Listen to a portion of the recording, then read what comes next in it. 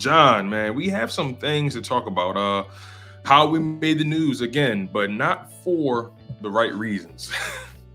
Yeah, Howie didn't make the news, but it was interesting. Jonathan Gannon, and I was the one who asked the question. So sorry, Jonathan. I think he slipped up.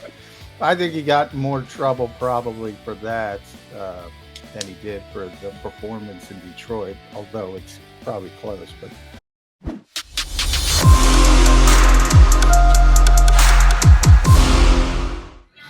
Welcome to Burge 365. He's John McMullen, and I am your humble host, Tone DeShields II, filling in for Jody Mack. We're right now we're trying to track down the infamous Jody Mack, but don't worry, you guys. Yeah, we I got see you the covered. comments. We're always late. I'm never late. Never. It's so funny. John is always the one that's on time. Sometimes John beats me here. So, hey, you guys, we appreciate you for staying patient with the content. We appreciate you guys always locking in. Make sure you guys smash that like button, and also make sure you guys are subscribed to the JAKIB Sports YouTube channel. So, John, man, we have some things to talk about. How we made the news again, but not for the right reasons. Yeah, Howie didn't make the news, but it was interesting. Jonathan Gannon, and I was the one who asked the question. So sorry, Jonathan. I think he slipped up. I think he got more trouble probably for that than he did for the performance in Detroit. Although it's probably close, but so he let it slip that Howie sort of intimated was involved in game planning. So Right. I thought I had a good feel. I understand what he's talking about. So I didn't make that big of a deal with it, but other people, they ran with the baton. Jody, asked about it yesterday, but it was all over Philadelphia Sports Talk Radio, Philadelphia media yesterday. John, how can Howie Roseman be involved in the game planning process? Well, the short answer is he's not, but he also is. He's not involved in anything scheme related. Um, so when it comes to how he's not recommending plays or demanding Nick Sirianni call certain plays, he's not telling Jonathan Gannon what schemes to run.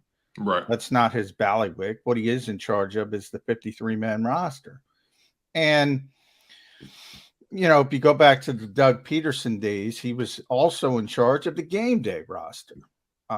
So he's in charge of personnel. So he wants information about who's going to be needed for a particular game because of the game plan, because he's in charge of personnel. Now, a couple things with that. One, he shouldn't be in charge of the game day roster. So if anybody's should not. Should not. Okay. Okay. If anybody's upset about anything, it should be that. Now, I can't get confirmation that he's still in control of the game day roster, but I sort of got a non-confirmation confirmation, as we call it in this industry, yesterday. So I wrote about this, and I managed to get somebody at the Eagles and explain the situation, and it basically confirmed what I thought the situation was. It evolved around information regarding personnel.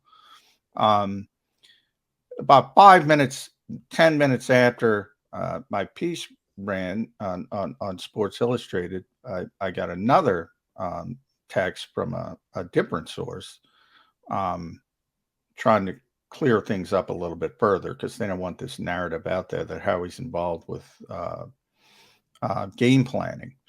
And that's where I got sort of the non-confirmation confirmation. So if you use the two guys elevated from the practice squad, for instance, last week, Britton Kobe and Noah Tungiai. In the case of Britton, Michael Clay, Nick Sirianni's got to tell Howie, look, we're not comfortable with Quez Watkins as the punt returner. We don't have a punt returner on this team. We got to elevate, Britton Kobe.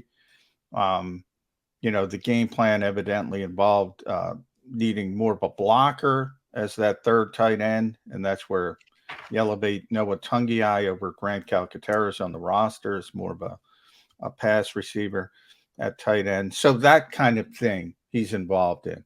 So long story short, don't be panicked. Howie Roseman's not involved with schemes or plays. He's not demanding anyone plays. He's not limiting Jordan Davis's snaps, which wouldn't make sense because he traded up to get him anyway at number 13 overall.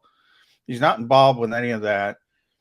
He is involved with personnel. It's pretty clear he's still in charge of the game day roster, and that's the part where I think if you want to get upset about something, get upset about that.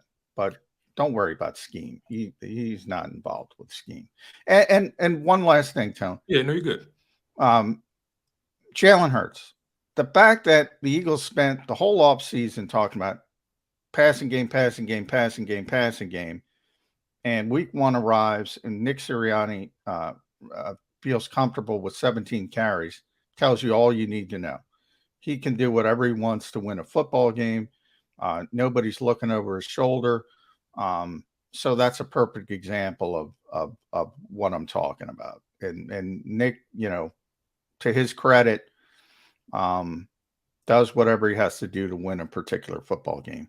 And he said that on Monday. He said, if I got to throw it 50 times, if I got to run it 50 times, if Jalen Hurts has got to run it 20 times, I don't care. And as long as that's the case, I'm okay with it.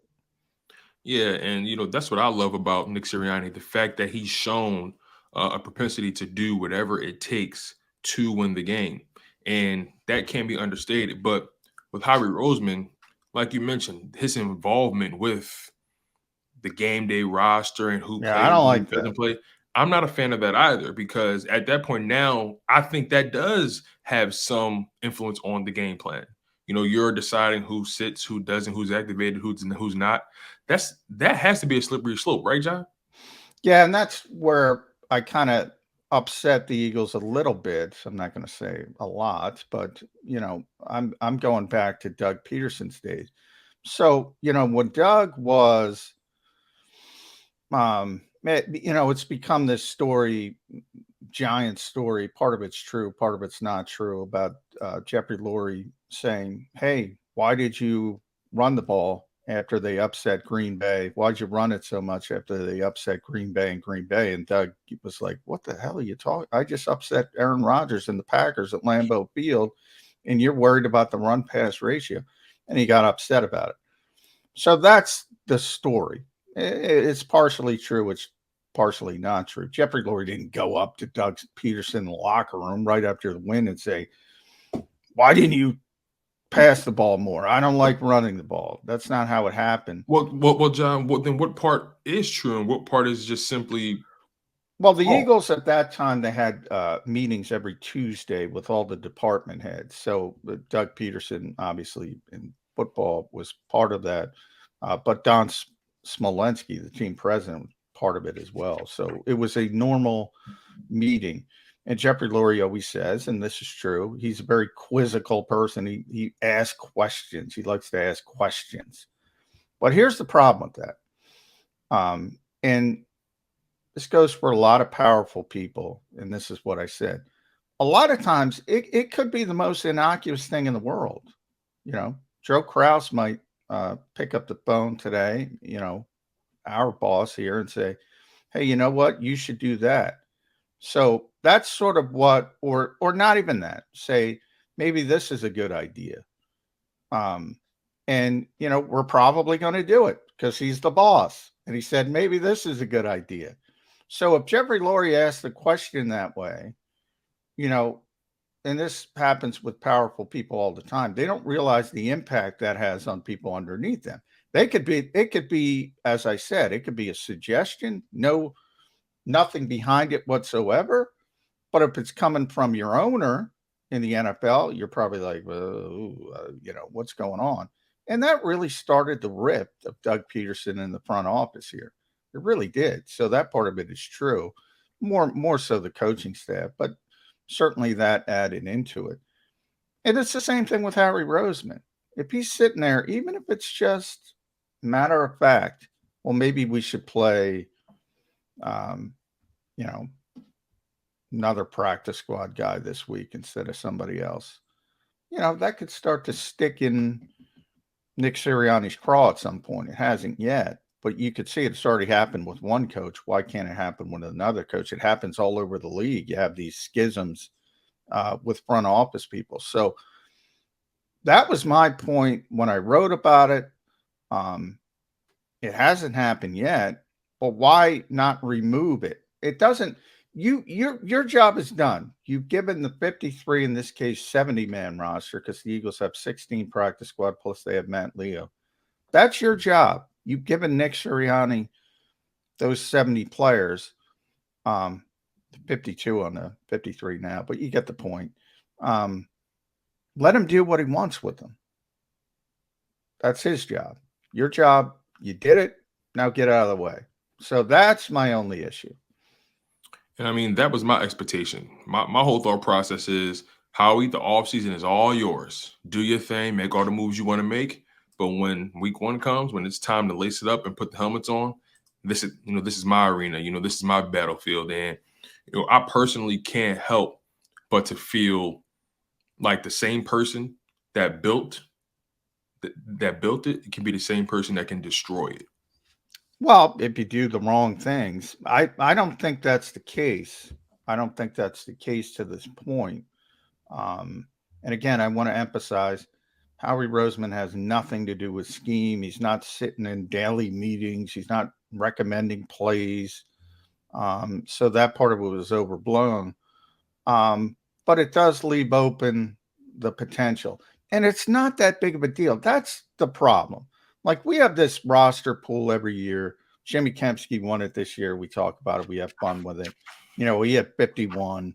3 other of us had 50. Okay, when you're talking about the 53, the only reason, by the way, we didn't get 52 or 53 is because of trades and things like that, and unexpected, Anthony Harris type situations, Chauncey Gardner trades. Like, everybody's on the same page. There's no weird, the 53rd guy on the roster is going to create this big issue. It's not a big deal anyway. So why push for that power? It's not a big deal anyway. So just let the coach. Right now, the coach, according to the Eagles, does whatever he wants to do, right? That's their frame. That's how they framed it to me. So if that's the case, if that's the case, why the extra layer? Why does he have to run it through Howie Roseman?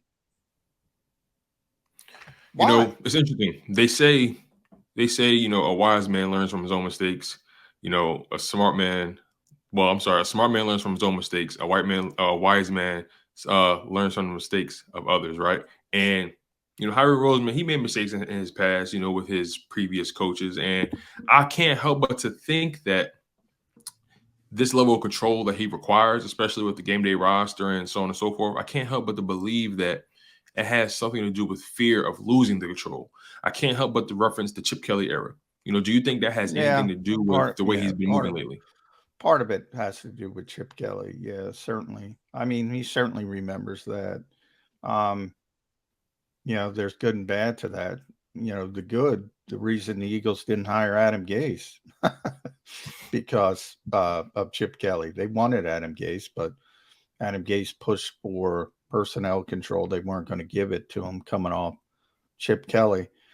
Yeah, I mean, that's certainly part of it. He doesn't want to go through that again. Also, part of it is, he takes the blame. So, Jalen Reagor, for instance, coming back this week, JJ Arcega-Whiteside, he takes the blame. And a lot of times, that wasn't his recommendation to take Jalen Reagor. So he's like, if I'm going to take the hits, I might as well make the decisions. So I do think there's been a shift post Jalen Reagor, JJ Arcega-Whiteside as well. Yeah, I would completely agree with that. He's had, arguably some of his best draft years these past couple years, arguably 2 of his best off seasons these past 2 years. So I think Howie Roseman is turning over a new leaf in terms of personnel decisions, but still, I think it's something definitely to monitor the level of control he has with this new, with this new coaching staff, because if he was afraid of Doug Peterson, getting too much control. Once he became successful, there's no reason why it wouldn't be able to happen again with Nick Sirianni if Nick Sirianni begins to find some level of success. We have our guy, Mark Farzetta, backstage waiting to come on. We're going to have him for about 15, 20 minutes. He has a hard out, but we're going to have some for our guy, Farzi. So make sure you guys continue to stay locked in on Burge 365 with John McMullen. I'm your humble host, Tony DeShills II, filling in for Jody McDonald. Make sure you guys keep it locked. We'll be right back after the break.